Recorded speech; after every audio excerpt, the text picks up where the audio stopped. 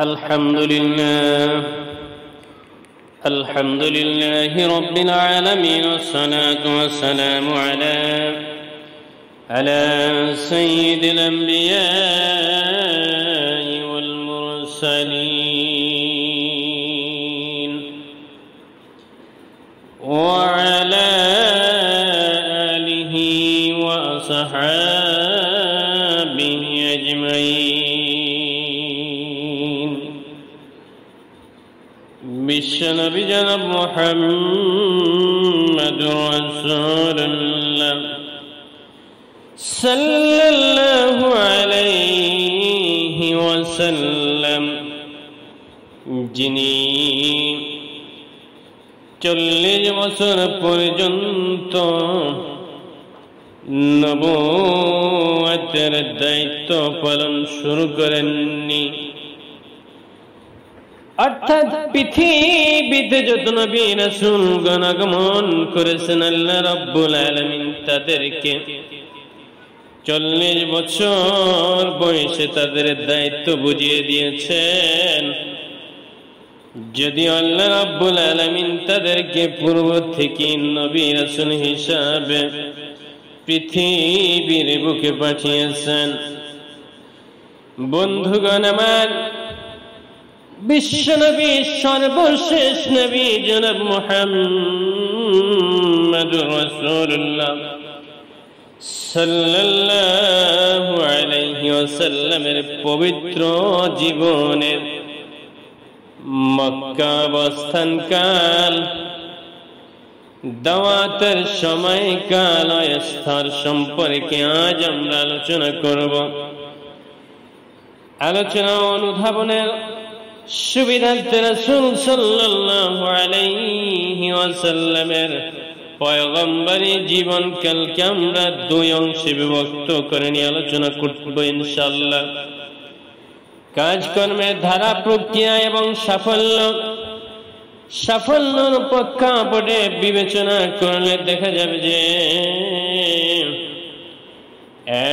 এক অংশ থেকে ছিল ভিন্ন ধর্মী এবং ভিন্নতার বৈশিষ্ট্যময় অংশ দুটি হচ্ছে যথাক্রমে মক্কা অবস্থানকাল প্রায় 13 বছর, মদিনার অবস্থানকাল 10 বছর।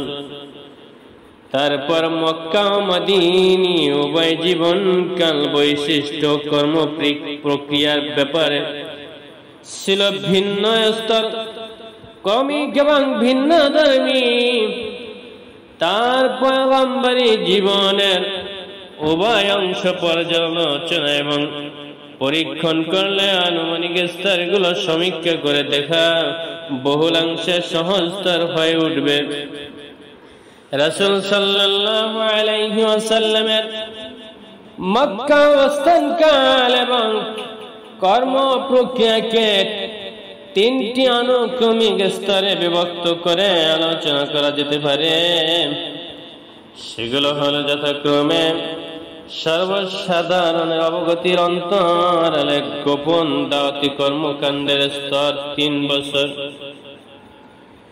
মক্কাবাসীগণের নিকট প্রকাশ্য দাওয়াত ও তাবলীগী কাজের স্তর 4 বছর থেকে 10 বছর শেষ নাগাদ পর্যন্ত, মক্কার বাইরে ইসলামের দাওয়াত গ্রহণ ও বিস্তৃত স্তর 10ম নবতি বর্ষের শেষ ভাগ হতে হিজরত পর্যন্ত মদিনার জীবন এবং মদিনায় অবস্থানকালের স্তর অনুযায়ী বিস্তৃত আলোচনা করা যেতে পারে। বন্ধুগণ আমার, আল্লাহর নবী জনাব মুহাম্মদুর রাসূলুল্লাহ সাল্লাল্লাহু আলাইহি ওয়াসাল্লামের জীবনের দিক এবং বিভাগগুলো পর্যায়ক্রমে আমরা ধারাবাহিকভাবে আলোচনা করতে থাকব। সাথে সাথে বিশ্বনবী জনাব মুহাম্মদুর রাসূলুল্লাহ সাল্লাল্লাহু আলাইহি ওয়াসাল্লামের জীবনে যে সমস্ত ঘটনাবলী ঘটে গিয়েছে। রাসূল পাক সাল্লাল্লাহু আলাইহি ওয়াসাল্লামের মুখ নিঃসৃত বাণীসমূহ তথা হাদিসসমূহ আমরা আপনাদের মাঝে আলোচনা করব ইনশাআল্লাহ। এখন শুনবো আমরা আল্লাহর নবী জনাব মুহাম্মদুর রাসূলুল্লাহ সাল্লাল্লাহু আলাইহি ওয়াসাল্লাম হেরা গুহার অভ্যন্তরে যেমন করে কালাতিপাত করেছিলেন। রাসূল সাল্লাল্লাহু আলাইহি ওয়াসাল্লাম যখন 40 বছর বয়সে পদার্পণ করলেন, ওই সময় তার এতদিনের বিচার বিবেচনা বুদ্ধিমত্তা ও চিন্তা ভাবনা যা জনগণ এবং তার মধ্যে ব্যবধানের এক প্রাচীর সৃষ্টি করে চলছিল তা উন্মুক্ত হয়ে গেল এবং ক্রমান্বয়ে তিনি নির্জনতা প্রিয় হয়ে উঠতে থাকলেন। খাবার এবং পানি সঙ্গে নিয়ে মক্কা নগরী হতে 2 মাইল দূরত্বে অবস্থিত হেরা পর্বত গুহায় গিয়ে ধ্যানমগ্ন থাকতে লাগলেন। এটা হচ্ছে ক্ষুদ্র আকার আয়তনের একটি গুহা। এর দৈর্ঘ্য হচ্ছে 4 গজ এবং প্রস্থ হচ্ছে 2 গজ।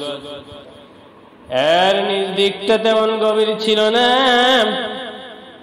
একটি ছোট পাথর প্রান্ত ভাগে অবস্থিত পর্বতের উপরি অংশের একত্রে মিলেমিশে ঠিক এমন একটি আকৃতি ধারণ করেছিল যা শোভাযাত্রার পুরো ভাগে অবস্থিত অশ্বারোহী শূন্য সুসজ্জিত অশ্বের মতো দেখায়।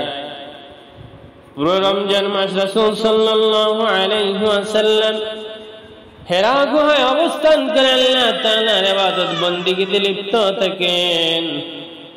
বিশ্বের দৃশ্যমান বস্তু নিচয়ের অন্তরাল থেকে যে মহাশক্তি প্রতিটি মুহূর্তে সকল কিছুকে জীবন জীবিকা ও শক্তি জাগিয়ে চলছেন, সেই মহিয়ান ও গরিয়ান সত্তার ধ্যানে মশগুল থাকতেন। স্বগোত্রীয় লোকদের অর্থহীন বহুত্ববাদী বিশ্বাস ও পৌত্তলিক ধ্যান ধারণা তার অন্তরে দারুণ প্রক্রিয়ার সৃষ্টি করত, কিন্তু তার সামনে এমন কোন পথ খোলা ছিল না যে পথ ধরে তিনি শান্তি ও স্বস্তির সঙ্গে পদচারণা করতে সক্ষম হতেন। রাসূল সাল্লাল্লাহু আলাইহি ওয়াসাল্লাম নির্জন প্রিয়তা ছিল প্রকৃতপক্ষে আল্লাহ তাআলার ব্যবস্থাপনার একটি অংশ এবং আল্লাহ তাআলা ভবিষ্যতের এক মহতি কর্মসূচির জন্য তাকে প্রস্তুত করে নিচ্ছিলেন, যে আত্মার নসিবে নবুয়ত রূপে এক মহান আসমানী নিয়ামত নির্ধারিত হয়ে গিয়েছে এবং যিনি পথভ্রষ্ট ও অধঃপতিত মানুষকে সঠিক নির্দেশনা দিয়ে করবেন ধন্য তার যন্ত্রই প্রয়োজন সমাজ জীবনের যাবতীয় ব্যস্ততা, জীবনযাত্রা নির্বাহের যাবতীয় ঝামেলা এবং সমস্যা থেকে মুক্ত থেকে নির্জনতা অবলম্বনের মাধ্যমে আল্লাহ তাআলার নৈকট্য লাভ করা।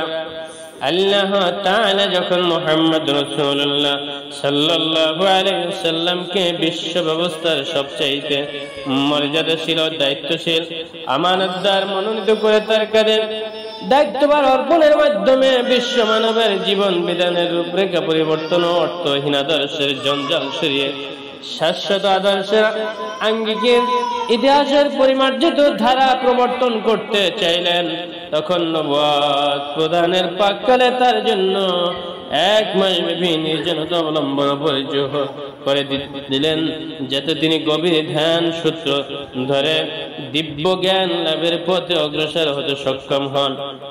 নির্জন হেরা গুহার সেই ধ্যানমগ্ন অবস্থায় তিনি বিশ্বের আধ্যাত্মিক জগতের পরিভ্রমণ করতেন এবং সকল অস্তিত্বের অন্তরালে লুকায়িত অদৃশ্য রহস্য সম্পর্কে তিনি চিন্তা ভাবনা ও গবেষণা করতেন, যাতে আল্লাহ তাআলার পক্ষ থেকে নির্দেশ আসা মাত্র তিনি বাস্তবায়নের ব্যাপারে ব্রতী হতে পারেন।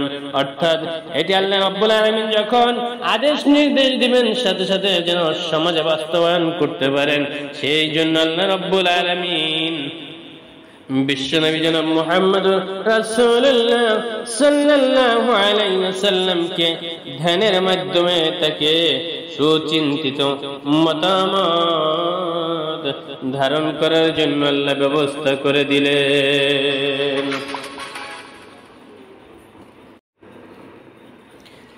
আলহামদুলিল্লাহ আলহামদুলিল্লাহি রাব্বিল আলামিন ওয়াসসালাতু ওয়াসসালামু আলা সাইয়্যিদিল আম্বিয়া